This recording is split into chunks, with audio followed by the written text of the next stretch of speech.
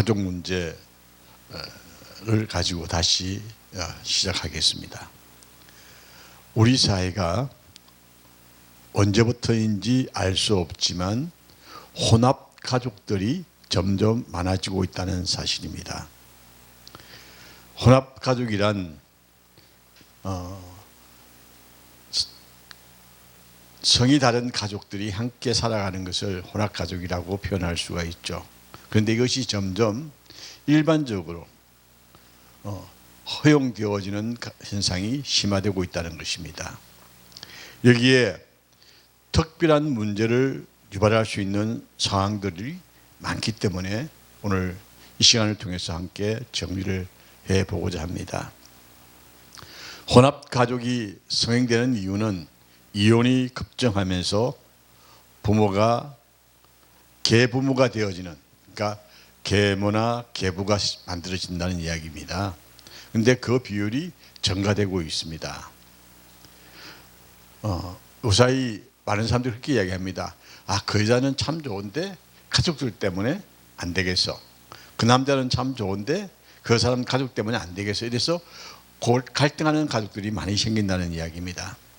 자녀 문제로 인해서 재혼 문제에 대해서 전전긍긍하는 가정들도 없잖아 있습니다. 양아버지, 양어머니에게 부모라고 말할 수 있는 자녀가 그렇게 많지 않습니다. 특히 나이가 들면요 더 힘들어집니다. 특히 한국인들은 콩쥐팥쥐 이야기를 늘 듣고 자랐기 때문에 계모, 계부 굉장히 갈등이 많습니다. 또 거부하려고 할 의사가 많죠. 계모에 대한 편견을 가지고 있는 나라가 우리나라가 아닐까 생각이 되어집니다. 13세 미만의 아동들은 선택권이 없기 때문에 그냥 따라옵니다. 그런데 13세 이상이 되어진 아이들은 절대로 따라오지 않습니다. 오히려 갈등만 유발시키는 결론이 나올 수도 있죠. 그래서 13세 미만 아이들은 싫다 소리 하지 못하고 살아가는데 그때 그 아이들이 어떤 스트레스를 받을까요? 부모는 눈에 보이지 않기 때문에 그냥 지나갑니다만 그때 잘못된 성격이 형성되기 시작하면 그 아이는 걷잡을 수 없는 비뚤어진 성격을 형성하게 되어집니다. 그래서 먼 훗날 복수의 대상으로 작동케 하는 요인을 낳기도 합니다. 자, 여기서 아동들이 겪는 문제는 무엇일까요? 요새 아이들은요 제일 걱정하는 게 뭔지 알아요? 내가 지금 받고 있는 용돈을 더 받을 수 있을까 없을까? 그게 가장 큰 쟁점입니다. 심각한 이야기죠. 아버지, 어머니 어떤 분이 받기도 관계없이 내가 지금 받고 있는 재정적 여건이 좋아질 것인가 나빠질 것인가, 이것이 갈등의 1번 문제라고 합니다. 그리고 이젠 계모든 계부든 새로운 부모님이 생겼는데 자기를 낳아준 생부모라고 그래야 되겠죠. 생부모가 찾아오는 경우가 이 아이에게는 엄청난 갈등의 문제입니다. 그래서 우리나라에는 아직까지 그렇게 이렇게 활성화되어지지 않았지만 법적으로 그러죠. 한 달에 한 번, 일주일에 한 번 만나게 하고 이런 것도 있는데 그렇게 그 아이에게는 굉장한 갈등을 야기시키는 환경이 되고 만다는 이야기죠. 그래서 이럴 때의 문제가 뭐냐면 경계선 문제가 발생합니다. 어느 것이 옳은지를 판단을 못하기 때문에 이 아이의 성격이 경계성 장애로 심화될 수 있는 요인이 작동합니다. 그리고 이 아이가 제일 살피는 게 뭐냐면 근육입니다. 내가 의사결정을 하는데 누가 나에게 힘이 될 것이냐, 그리고 나를 훈육하는 사람이 누구냐, 그리고 돈을 주는 사람이 누구냐, 여기에 따라서 아이가 좌지우지하게 되어지죠. 자, 이 아이의 성격이 어떨까요?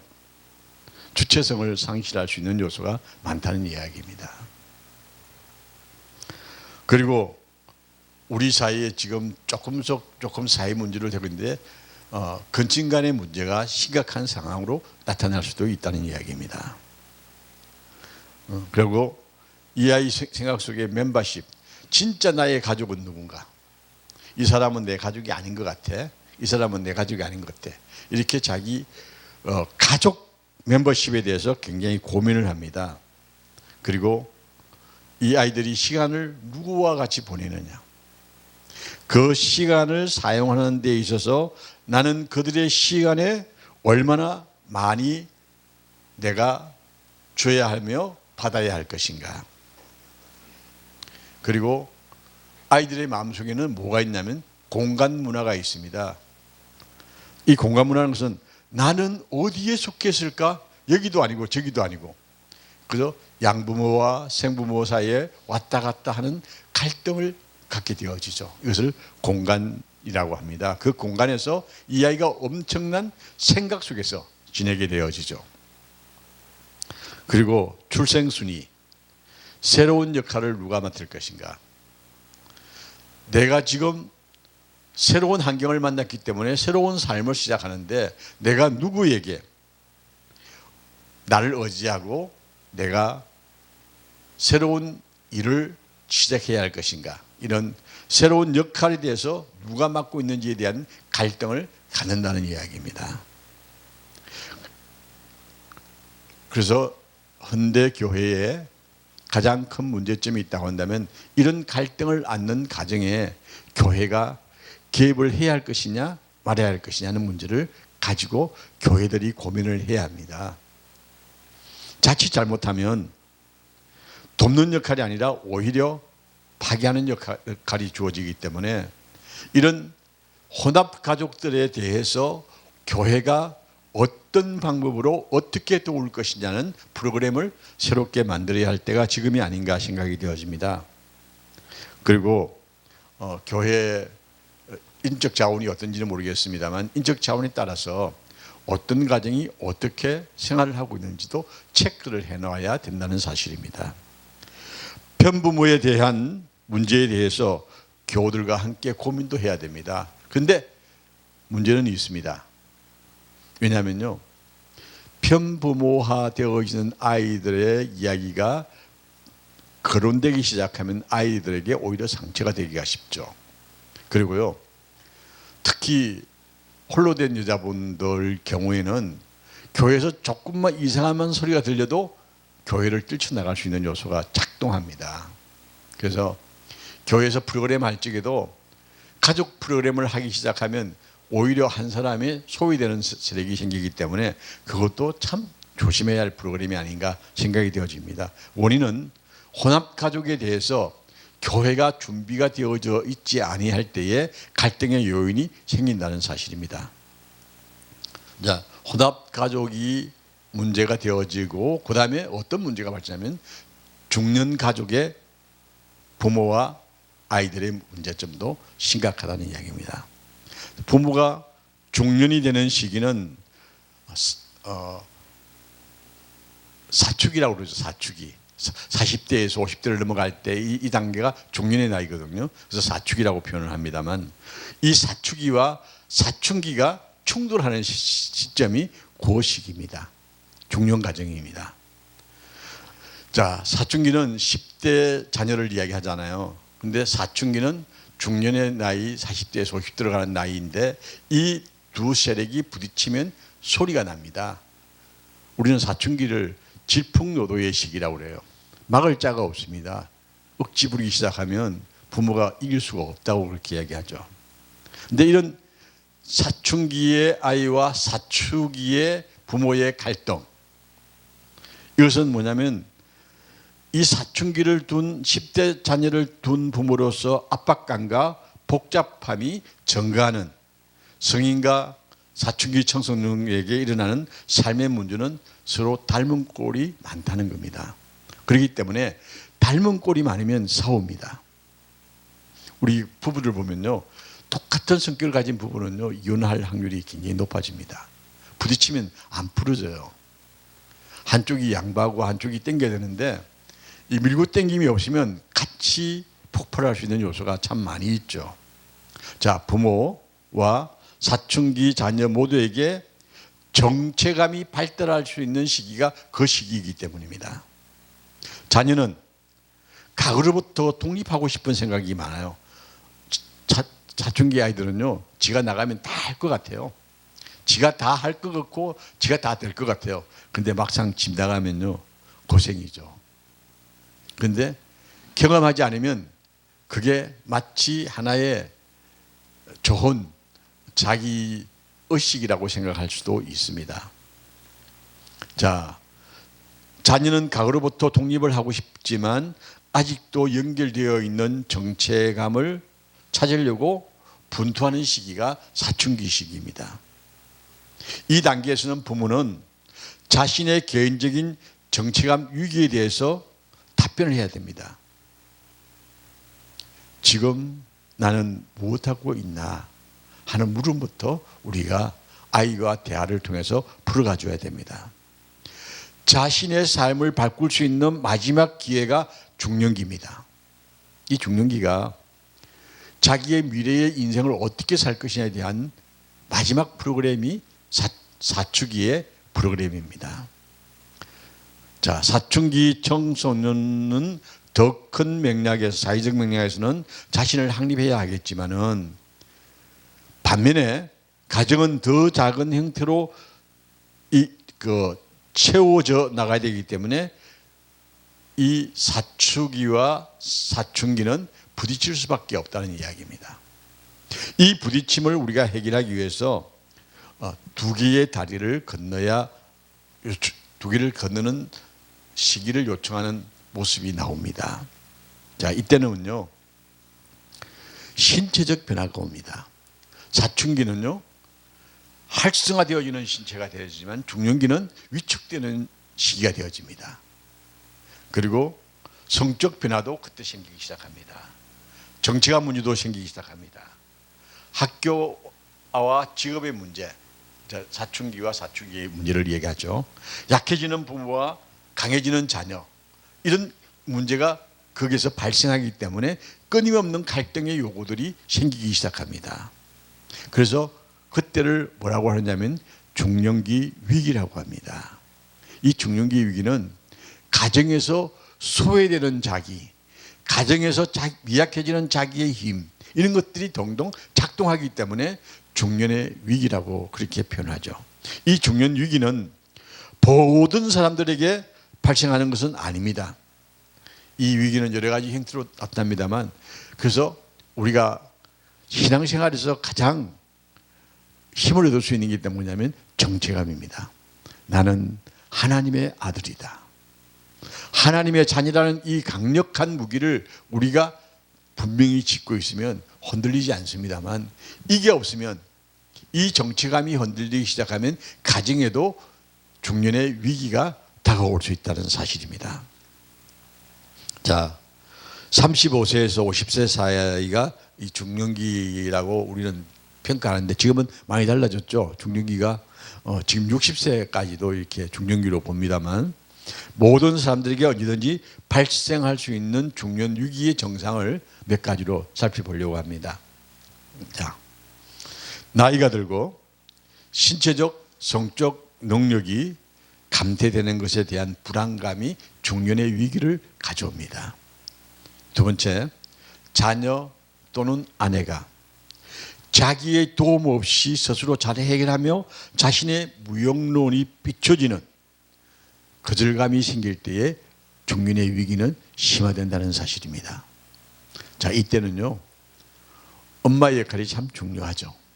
엄마가 남편의 길을 얼마만큼 죽이느냐 살리느냐에 따라서 중년의 위기가 심화되느냐 심화되지 않느냐로 나눌 수가 있을 만큼 아내의 역할이 참 중요합니다. 자, 그리고요, 남자들이 직장에 나가서 자기가 할 일을 자기 밑에 있는 직원이 대신해도 아무 이상이 없다고 느낄 때, 그때 직장의 위기감이 옵니다. 내가 이때까지 해왔던 일인데 내가 아닌 다른 사람이 잘하면 그때부터 나는 이거 어떻게 될까? 이런 거절감 때문에 불안을 느낍니다. 그래서 인생에서 무엇인가 놓쳤는데 시간이 자꾸만 흐르고 있는 느낌 속에서 불안감이 가중된다는 사실입니다. 그리고 자신이 필요로 하는 것에 대부분 가지고 있기 때문에 물질적 구입하는 현상이 점점 줄어듭니다. 전 가끔 혼자서 시장을 갑니다. 가서 시장통을 돌아봅니다. 그것만 해도 굉장히 힘이 돼요. 살 거 없어도, 그렇게 큰 걸 살 필요도 없어도 자그만 거 하나만 사도 내가 쟁취했다는 기쁨이 있습니다. 그건 뭐냐면요, 중년의 위기가 올 때 보면 가정에 필요한 게 없을 만큼 다 갖춰져 있거든요. 물론 생활의 환경에 따라서 다 다를 수가 있습니다만 자기 집에 필요한 거 별로, 내가 사야 할 게 별로 없어요. 그러면 그때부터 이 사람은 위축되는 의식이 지어집니다. 그래서 중년의 나이의 사람들은 가끔 시장을 가서 자기가 사고 싶은 거 하나씩 살 수 있는 여유도 가져야 한다는 이야기입니다. 그리고 그렇게 되어질 때에 직장과 가정에서 건태감을 떨쳐버릴 수 있습니다. 이 건태감은 사람을 무력하게 만듭니다. 이 무력함에 빠지기 시작하면요, 사람이 희한할 수가 없어요. 성경에 보면 사울 왕이 바로 그런 사람이었습니다. 사울이 처음에 왕으로 승천되지 어쩌셨습니까? 키도 크고 나라를 다스릴 만한 인물이었습니다. 그런데 이 사울이 언제 위축되느냐? 블레셋이 쳐들어왔습니다. 근데 그게 골리앗이라는 장수가 나옵니다. 근데 사울은 사울 생각을 못해요. 이미 자기가 무력하다는 걸 느끼는 거예요. 힘이 없어요. 누가 나를 대신해서 갈고 대신 누가 죽어주기를 바라는 마음뿐이었습니다. 이게 이스라엘 민족의 새로운 지도자가 탄생할 수 있는 계기가 되어집니다. 중년이 되면요, 이런 위기에 빠진다는 겁니다. 그런데 이 사울이 어떤 사람이었습니까? 처음에는 대단했거든요. 근데 다윗이 골리앗을 죽였습니다. 그래서 사울이 죽인 이는 천천히요, 다윗이 죽이는 만만이라는 소리가 이제 울려 퍼지니까 사울이 어떤 마음이 들까요? 질투가 노행입니다. 이 무력감이 심화되어지면 거기에 발생하는 것이 질투입니다. 자신의 무력함, 젊은 다윗의 공을 시샘하는 사울로 변하고 맙니다. 이게 중년의 위기의 모습입니다. 성경은 중년의 위기에 대해서 별로 말하고 있지는 않지만 다윗의 생에서 우리가 배울 수가 있는 것이죠. 사무엘상 16장 18장에 쭉 기록된 말씀들입니다. 하나님은 우리의 인생의 선택과 변천 과정에 개입하시는 것을 우리는 볼 수가 있습니다. 한 개인의 삶 속에도 하나님은 그곳에 섭리하시고 역사하시면서 우리에게 새로운 힘을 주시고 능력을 주신다는 사실입니다. 그렇다고 한다면 중년의 위기를 당한 사람들이 어떤 삶을 살아야 할까요? 하나님께 맡길 수 있는 믿음의 역사, 이것이 중년의 위기를 뛰어넘을 수 있는 강력한 힘이라는 사실입니다. 우리는 현명한 선택을 했을 때 하나님이 우리와 함께 하시며 그릇되고 제약된 선택을 했을 때 결과가 따른다는 사실을 말씀 속에서 찾아볼 수가 있습니다. 우리 인생에서 중대한 결정을 내리기에 앞서 우리에게 해야 할 일이 있다고 한다면 위하여 기도하는 겁니다. 기도가 그냥 우리 그러잖아요. 기도합시다. 그냥 넘어가는 소리 같아요. 그런데 실제로 인생에 있어서 제일 중요한 게 기도입니다. 내가 위기에 처했다고 했을 때에 기도할 수 있는 사람, 내가 지금 이 형편이 어렵다고 느끼고 기도할 때에 하나님은 그곳에 계신다는 사실입니다. 내 기도 속에 역사하시는 하나님, 하나님의 방향이 어디 있는가를 찾을 수 있고, 그리고 내가 나가야 할 방향이 어디 있는가를 기도와 말씀 속에서 찾는 자가 복된 자라는 사실입니다. 중년기, 특히 40대 이후, 중반 이후는 문제가 많은 시기이지만 오히려 그 시기가 보상과 도전으로 가득할 수 있는 시기도 된다는 사실입니다. 어떤 생각을 갖느냐에 따라서.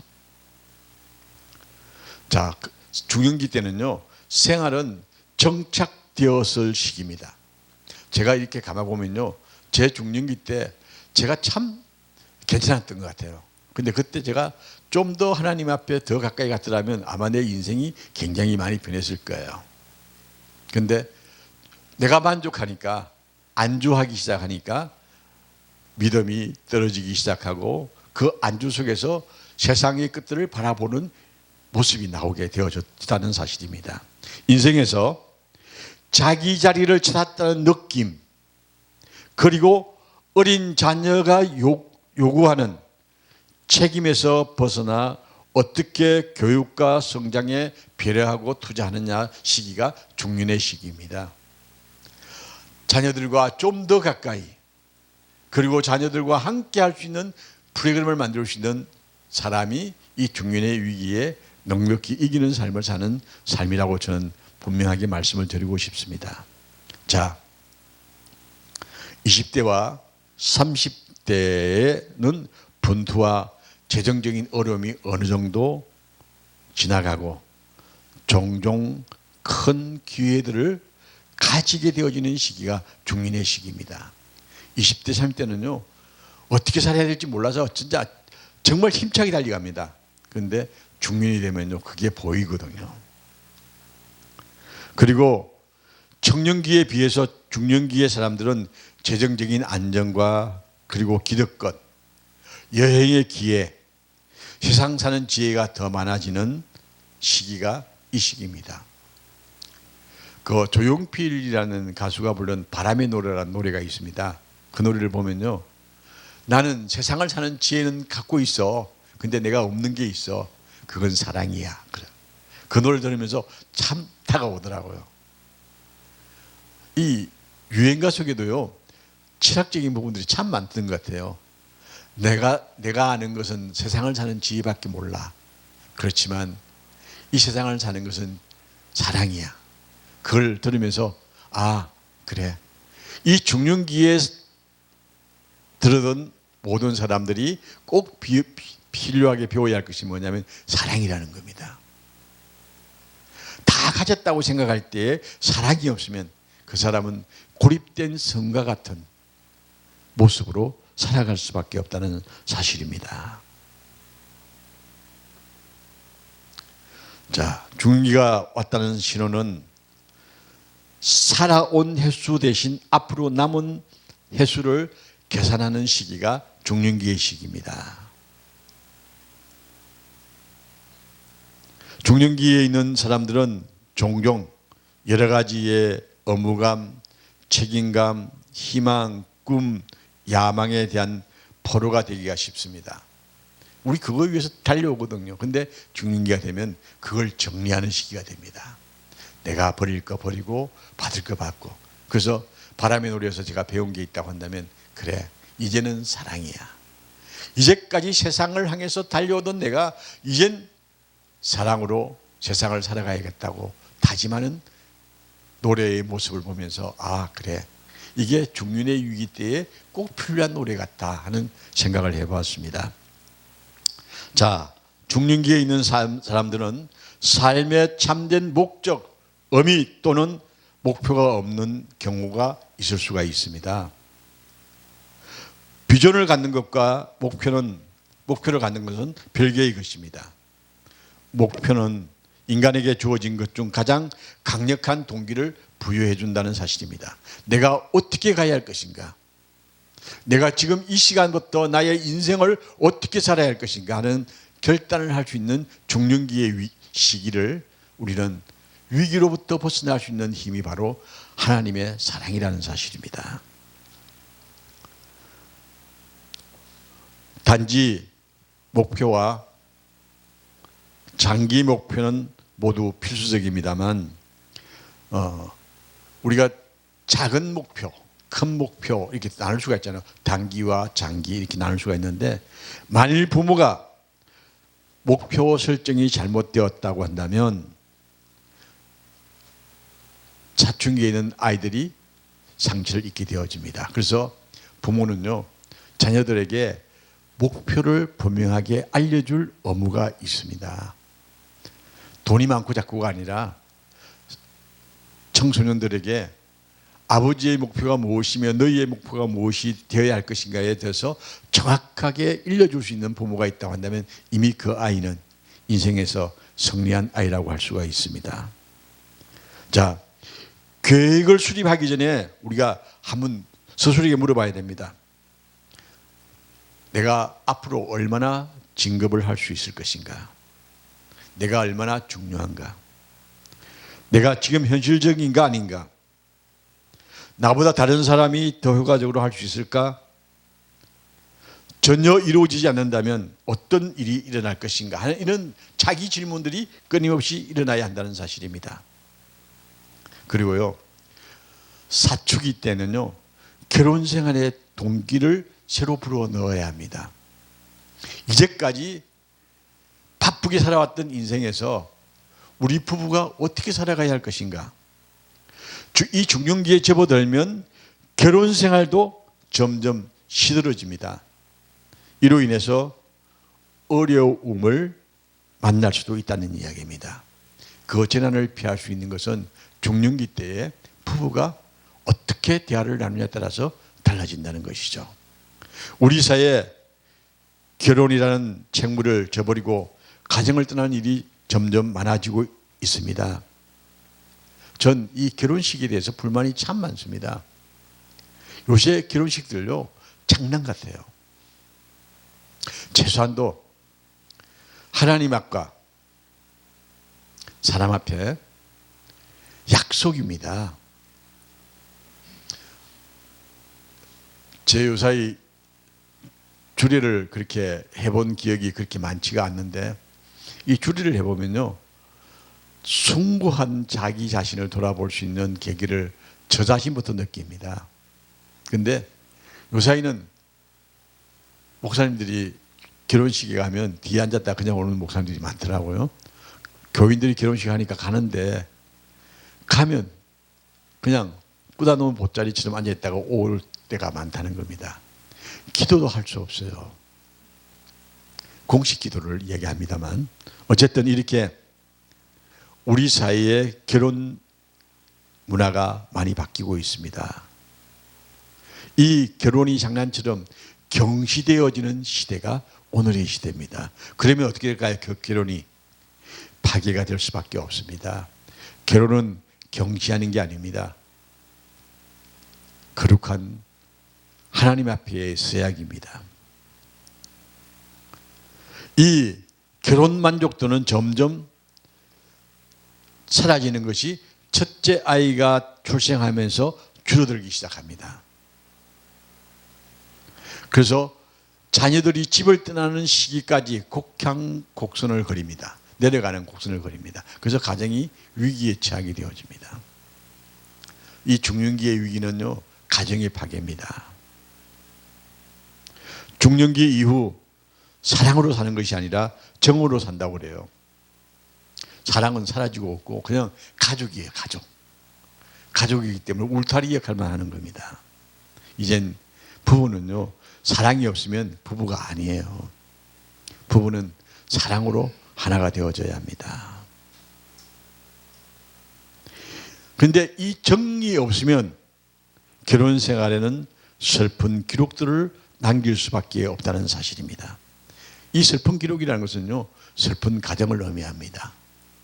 이 슬픈 가정들이 발생한다는 겁니다. 그래서 나이가 들수록 꼭 해야 할 게 있습니다. 예정 표현은 많이 해야 됩니다. 서로 손을 잡을 수 있고 사랑한다는 표현을 할 수 있고 포용할 수 있을 때 그게 가정이 화목해지는 요소라는 것이죠. 자, 이 사랑이 식어지면요, 예정의 표현도 줄어들고 그리고 공통의 관심사가 적어집니다. 그리고 불편한 느낌을 느끼게 되어집니다. 그건 가족이 아니죠. 자, 이런 게 중년의 위기의 모습들입니다.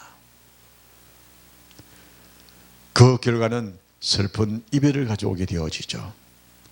결혼의 즐거움은 자녀들의 출생하고 양육의 시기가 즐거움이로 대체되어지는 것이 양육입니다. 자녀를 잘 키우는 거 그거 복이거든요. 근데 거기에 매몰되어지면 부부의 관계가 깨어지기도 쉽다는 겁니다. 그래서 양육은요, 아빠와 엄마가 함께 해야 됩니다. 요새 우리 사이에 재밌는 이야기가 있죠. 아이는 엄마가 키운다. 뭐로 키우느냐? 할아버지의 재산으로. 아버지는 없는 게 좋다. 이게 우리 사이에 대두되는 이야기들이에요. 웃기는 이야기죠. 아버지가 역할을 잘해야 됩니다.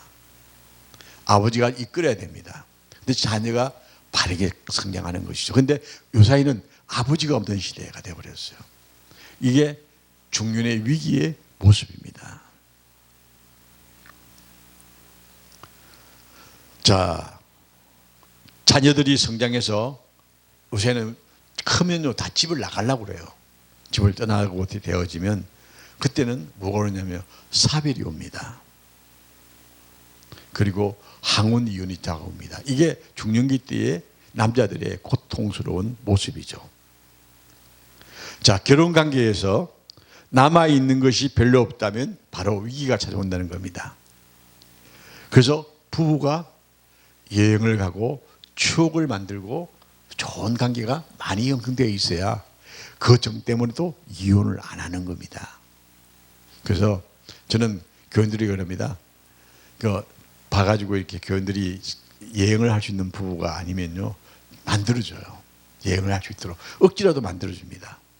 그래서 제가 전에 있던 교회는 이게 교회에서 이렇게 호텔 티켓을 좀 몇 개 구해놔요. 그래서 하나씩 줘요. 갔다 오라고. 그 별거 아닌 것 같지만요, 그게 부부들에게는 굉장한 새로운 도전을 할 수 있는 환경을 만들어주죠. 중년기 때의 새로운 활력을 되찾아야 행복한 노년을 맞이할 수가 있습니다. 그래서 결혼 생활의 낭만을 위해서 우리가 무엇을 해야 할 것인가? 결혼 생활의 낭만이 있어야 합니다. 결혼에 낭만이 없으면요, 갈등입니다.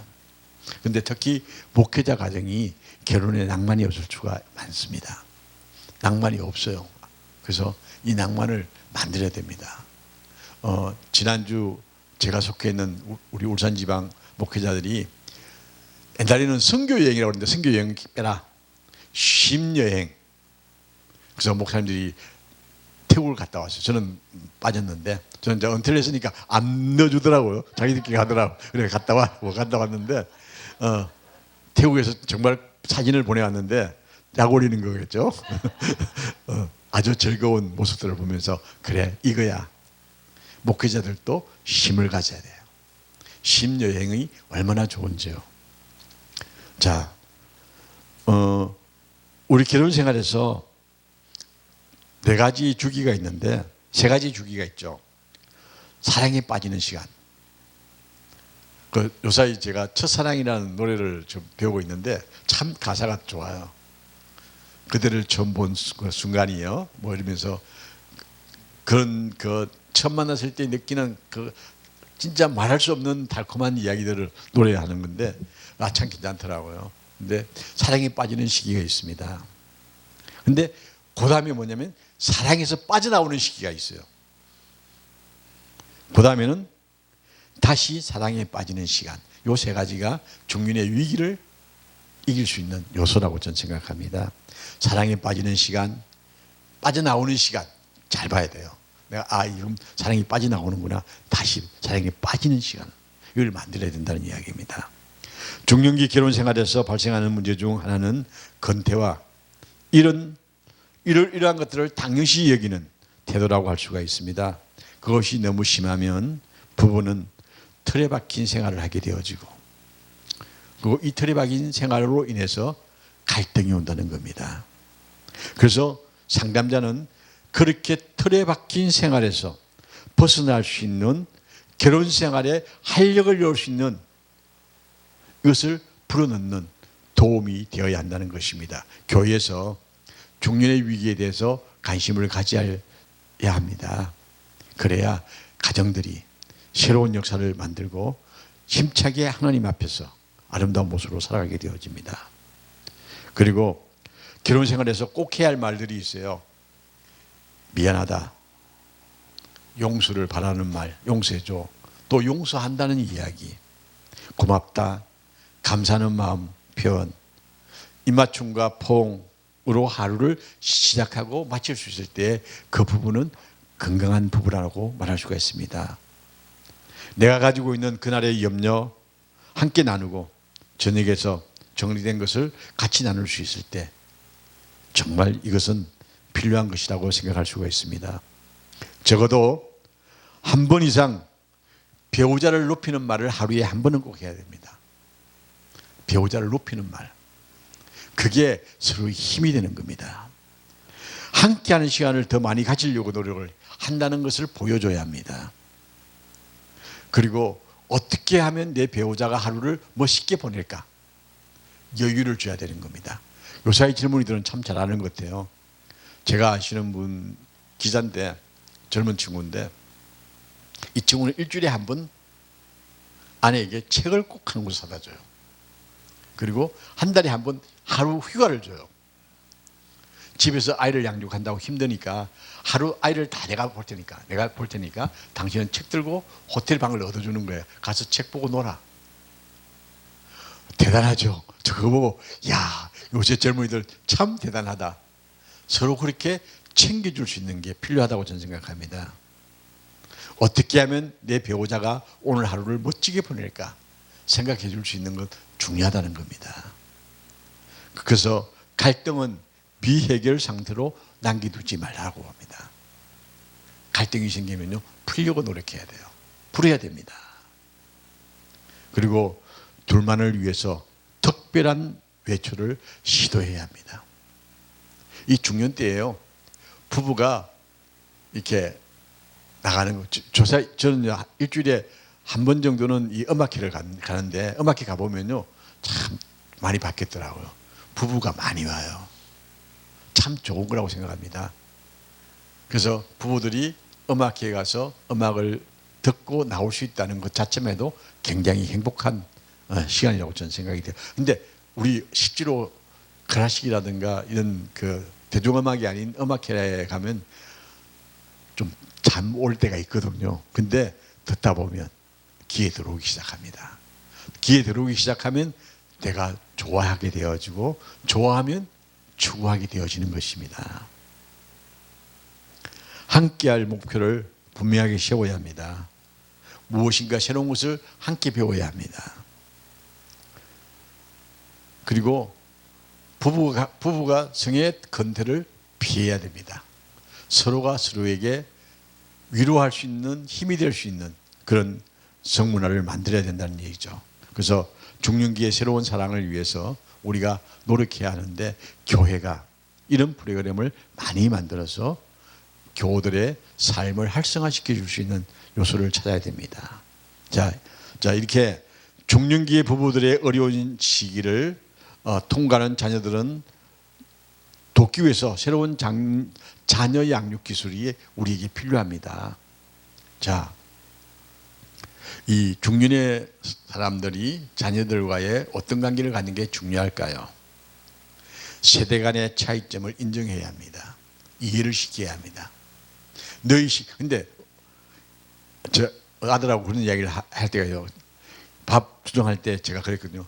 야, 아빠는 어릴 때 밥 많이 굶었거든. 그러니까 하는 이야기가, 아빠 라면 끼리 먹으면 되잖아요. 그러더라고요. 근데 이제 그게 세대 차이예요. 그때는 라면이 없었다는 거, 문화가 그렇다는 거. 우리 실제로 50년 전만 해도 굉장히 어려웠잖아요. 근데 그 시기를 갖다가 아이들이 알 수가 없어요. 지금은 자기들은 풍요롭기 때문에 그 세대 간의 차이를 이해시켜 줄 수 있는 문제의 점을 찾아낼 때에 우리가 가정이 화목의 모습으로 나가게 되어지는 것을 우리는 보게 되어집니다. 특히 청소년기 올바른 도덕적 선택을 하도록 돕는 역할을 해야 됩니다.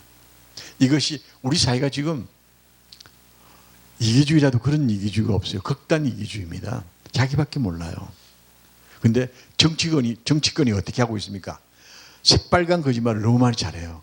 근데 눈도 깜짝 안 하고 새빨간 거짓말을 하고 있어요. 보이는데. 자, 이런 것들을 아이들이 보고 어떻게 할까요? 더 잘 알아요. 이런 것들을 갖다가 부모가 설명해 줄 수 있는 의식 문화를 가져야 된다는 이야기입니다. 그리고 서로를 배려하는 긍정적인 가족 관계를 만들기 시작해야 됩니다. 그리고 너 학교, 아이의 학교 관계, 그리고 아버지의 직업, 이런 관계 속에서 서로가 풀어 나갈 수 있는 그런 대처점을 찾아내야 되고, 그리고 포용할 수 있는 사고를 키워야 합니다. 근데 이제 우리가 지금 우리 청소년 시기들이, 그리고 중년의 위기 속에서 가족 관계가 혼돈의 시기를 맞고 있는데, 이때에 자기 분화가 필요합니다. 정서적으로, 그리고 독립성, 그리고 개별성, 이런 것들을 갖다가 촉진제 역할을 할 수 있도록 돕는 자기 분화가 필요하다는 이야기입니다. 그래서 이런 분화가 필요한 가정이 뭐냐면요, 좌절감과 정체감을 확립하게 해주는 겁니다. 그래서 이제 우리 사회가 이 중년의 위기 지나고 나면요, 뭐가 문제일까요? 노화 문제입니다. 노인 문제, 노령화 사회가 굉장히 심각하거든요. 근데 이런 사회가 오기 전에 교회가 이런 문제점에 대해서 접근을 할 수 있는 여유로움을 가져야 된다는 사실입니다. 그저 예수 믿고 천당, 그건 30년대 이야기예요. 이제는 교회가 이런 사회적인 문제점에 접근해서 풀어나갈 수 있는, 사이드라고 해도 괜찮겠죠. 한쪽에 비껴서 있는 문제이기도 합니다만, 그 문제를 스스로 풀어나갈 수 있도록 교회가 그런 일에 관심을 가지고 돕는 역할을 해야 한다고 저는 생각하면서 오늘 중년의 위기에 대한, 혼합 가정에 대한 이야기를 나누었습니다.